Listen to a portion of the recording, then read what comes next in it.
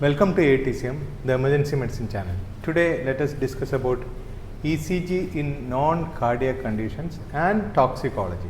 We know that ECG is one of the major diagnostic tool in emergency room. We can diagnose lot of cardiac related issues, and we can also diagnose some of the non-cardiac issues from ECG depending on the clinical scenario. One of the most important reason why we are taking an ECG in emergency room in a non-cardiac condition will be hyperkalemia.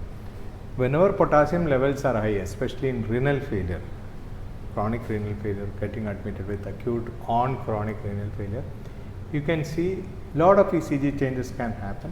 But actually two important findings you should know. One is very tall T waves, tall peak T waves is a classical finding of hyperkalemia. Universal very tall T waves is a classical condition you see in hyperkalemia.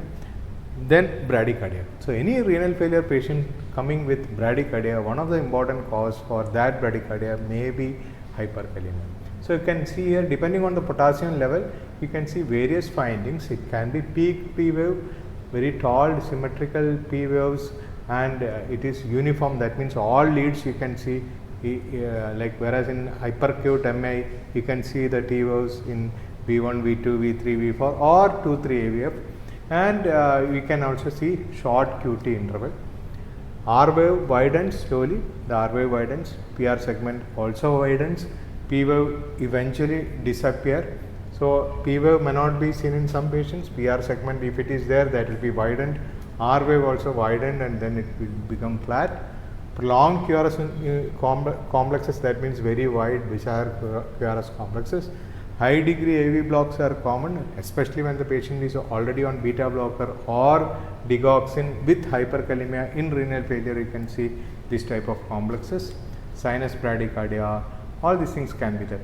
Finally you get a wave that is called, that I will show the picture, it is called as sine wave pattern.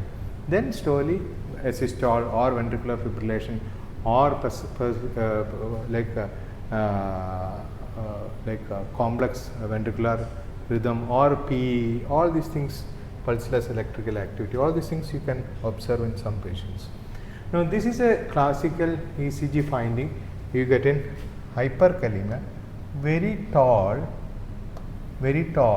P waves everywhere you can see, whereas in if you are thinking about hyperacute MI, you can see very tall T waves only these type of leads. Acute anterior myocardial infarction you may get only in V1, V2, V3 and sometimes V4, but here you are getting T waves in almost all leads, including the inferior leads. So here also you are seeing this very tall T waves. You can see here very tall T waves. Now hypokalemia also sometimes can produce a lot of findings, but one, I am not reading the full slide. One of the most prominent finding you are getting in hypokalemia is very prominent U waves. That means you can see here P wave, QRS complex, then T wave. After that there is a P wave. After that U wave can be there. Normally we don't see U wave in regular ECGs. But when there is hypokalemia, that will become a prominent finding, and these U waves are classically seen in V4 and V6. So this is one of the classical finding. Sometimes you can get low voltage complexes and different types of arrhythmias. Look, next one is hypomagnesemia. So hypomagnesemia, you can get ST depression, tall peak T waves, flat T waves, sometimes U waves can be there. Loss of voltage, PR prolongation, PR segment prolongation, wide QRS complex, QT prolongation. So if you read the textbooks, the same findings can be in hypo or hypermagnesemia, but one of the classical finding again what you see in hypomagnesemia is U wave. That same thing what we see in hypokalemia. So here what you are seeing is prominent U wave. This can be in various conditions, but here you can see very prominent U wave. So that is U wave. So hypokalemia produces slightly prolonged PR interval, peak P wave, sometimes flat P wave, then wide QRS complex, ST depression, and shallow T wave. After that you get a U wave. You can see here very prominent U wave. Now, calcium disorders also can produce some abnormalities, whether it is hypo or hyper, both can produce ECG changes. So, hypokalemia produces long QT. So, Q to T is prolonged in hypocalcemia, whereas in hypercalcemia that produces short QT. Here it is long QT, here it is short QT. Whatever it is, both these conditions can produce severe ventricular type of arrhythmias. So, we have to correct it as fast as possible. Both hypocalcemia and hypercalcemia can produce arrhythmias. Now, another important condition for reading or taking an ECG is suspected pulmonary embolism. It is not a very good tool to diagnose pulmonary embolism. The gold standard investigation to diagnose pulmonary embolism is CT pulmonary angiogram. But what we can see here, pulmonary embolism, most of the patients can have sinus tachycardia. Some patients can have right axis deviation with right ventricular hypertrophy, right bundle branch block, atrial fibrillation, and one classical condition is S1Q3T3. You can see here prominent S waves here, prominent Q waves in here, and inverted T in lead 3, S1Q3T3. Now, COPD is another condition which can produce a lot of ECG changes. What you are seeing is multiple, here you can see here P waves, look at this P wave, look at this P wave, look at this P wave. This is a small P wave, sorry, it's a small P wave, is a very tall P wave, is an inverted P wave. So, all these things are different, multiple types of P waves. This is called as multifocal atrial rhythm. When it is associated with tachycardia, you can call it as multifocal atrial tachycardia. That is the common finding. Now, some of the toxicological conditions also we can take an ECG, and ECG may show some findings. So, depending on the toxins that can produce long QT, short QT, ventricular arrhythmias, very tall T waves. So, a lot of findings can be there. Some of the toxins can produce hyperkalemia or hypokalemia and produces changes of hypo or hyperkalemia. That also can happen. Now, there are some drugs which are known as fast sodium channel blockage drugs. When they are taken more in number or drug toxicity, you can get wide QRS complex. Wide QRS complex means total QRS complex width will be more than 3 small squares. Right axis deviation of the terminal QRS, bradycardia, ventricular tachycardia or ventricular fibrillation. These are the common findings you get fast sodium channel blockers. We will see what are the fast sodium channel blocker. Common drugs like amitriptyline, dothepin, imipramine, nortriptyline, then you can see here cocaine is a recreational drug. Then antimalarials, some of the antimalarials like chloroquine, hydroxychloroquine, quinine. Quinine was used in malaria previously. Nowadays we don't use quinine because of its potential for ventricular arrhythmias. Then amantadine, diltiazem, propranolol, diphenhydramine. Diphenhydramine is commonly used in cough syrups. Carbamazepine, that is used in neurological conditions. So, all these things when we are taking, like when the patient takes large number of drugs or when they develop overdose of the drugs, they can develop arrhythmias. So, this can produce a wide QRS complex and various types of blocks. Now, one of the classical findings you get in this type of drugs is very prominent R waves in AVR. Normally, AVR is always negative. If you see the AVR, it will be something like this. P wave will be there. Then normally you get something like this in other leads, but whereas in AVR, you get P wave may be inverted, QRS complex may be inverted, T wave may be inverted.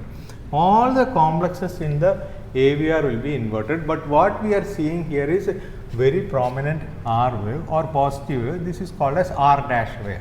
Okay, so that is a classical condition where this can be seen in patients with toxicity of some of the drugs what we have explained previously, especially amitriptyline.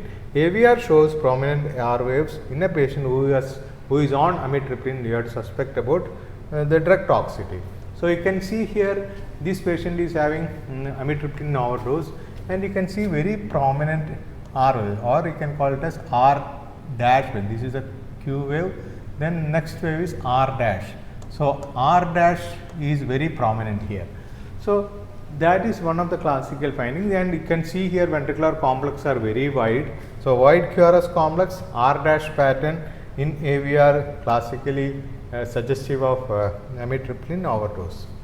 Now potassium efflux blockers like blockage of potassium efflux during cardiac repolarization of phase 3 and can produce ECG changes like prolongation of QT interval, Torsades D pointis. Okay, you can see here Torsades D pointis.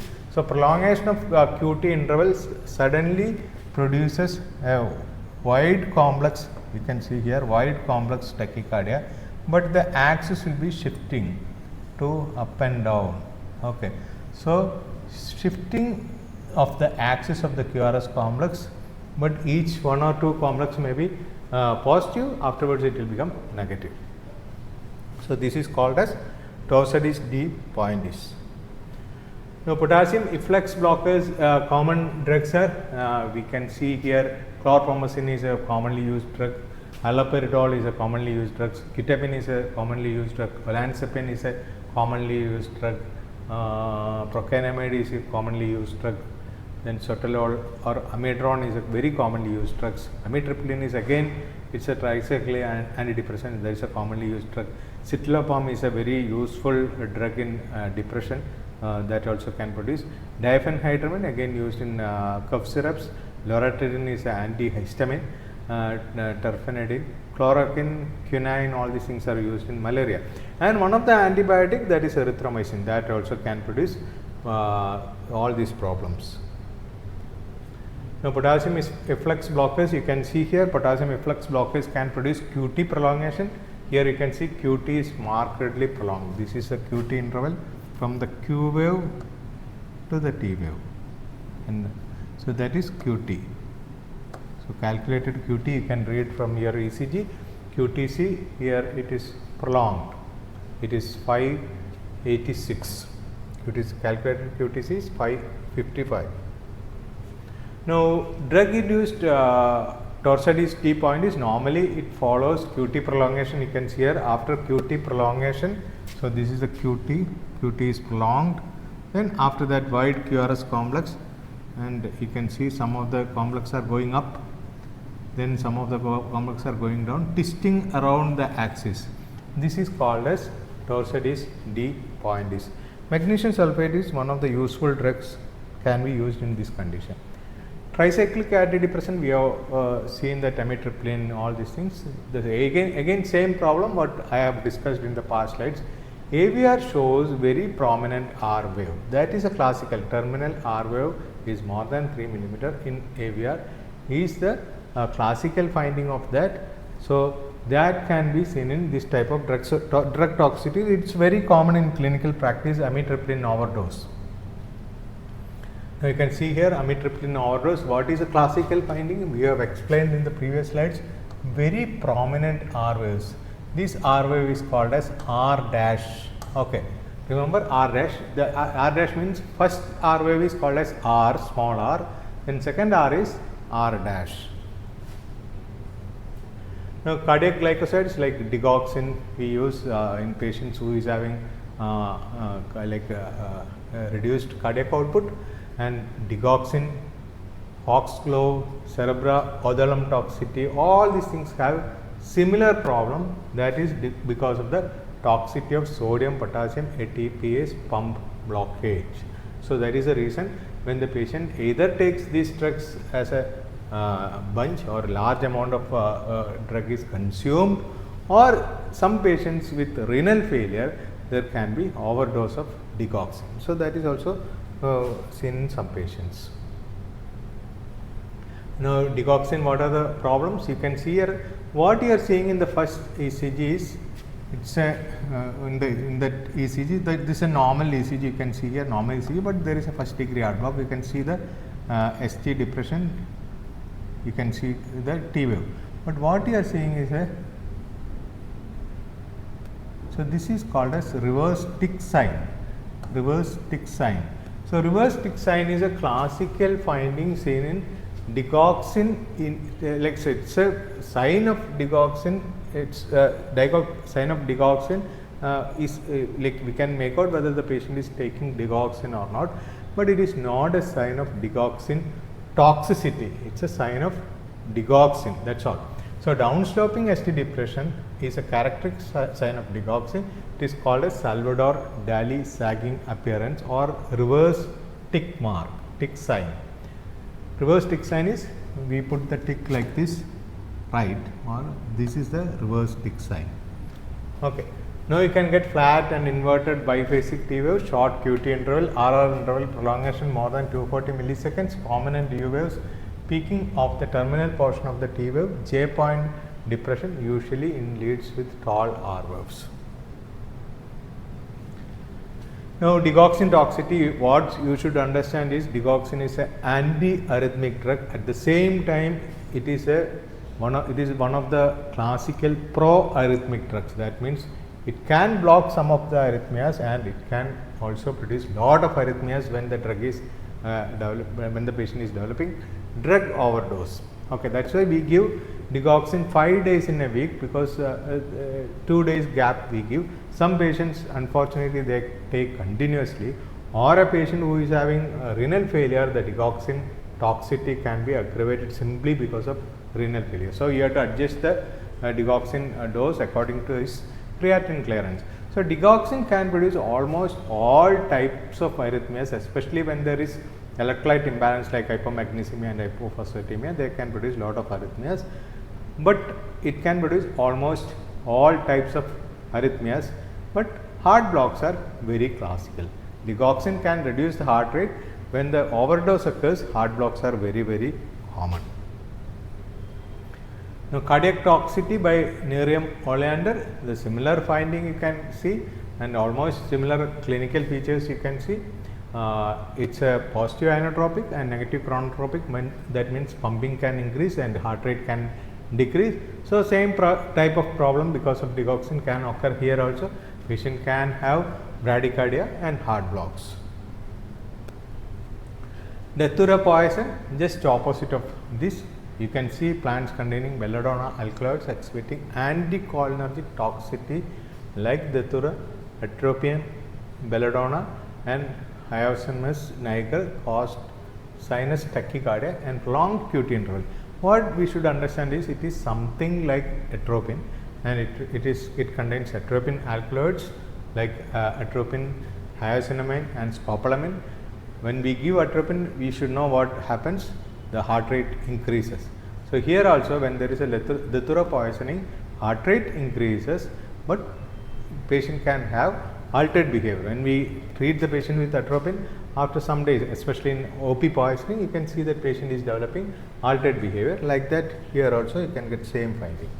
Antihypertensive overdose like calcium channel blockers, sinus bradycardia, decreased AV node conduction, interventricular conduction defects, all these things can happen. Beta adrenergic receptor blocking toxicity, sinus bradycardia, decreased AV node conduction also can happen. Recreational drugs, amphetamine is one of the most commonly used recreational drug.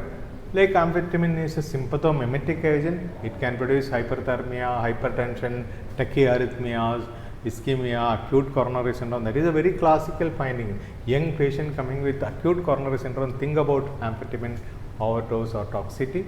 Reversible cardiomyopathies, that is mostly because of the tachyarrhythmias. Dissection and intracranial hemorrhage. Again, intracranial hemorrhages are very common. High BP intracranial hemorrhages are very common in amphetamine toxicity. Cocaine toxicity, again tachycardia, dysarrhythmia, hypertension, coronary vasospasm and acute myocardial infarction. All these things are very common. Now we have discussed about some common ECG findings in some of the major non-cardiac emergencies. So in that, hyperkalemia is one of the most common condition what we deal in emergency room. Again, amitriptyline toxicity or amitriptyline overdose also can be seen in many patients. Thank you.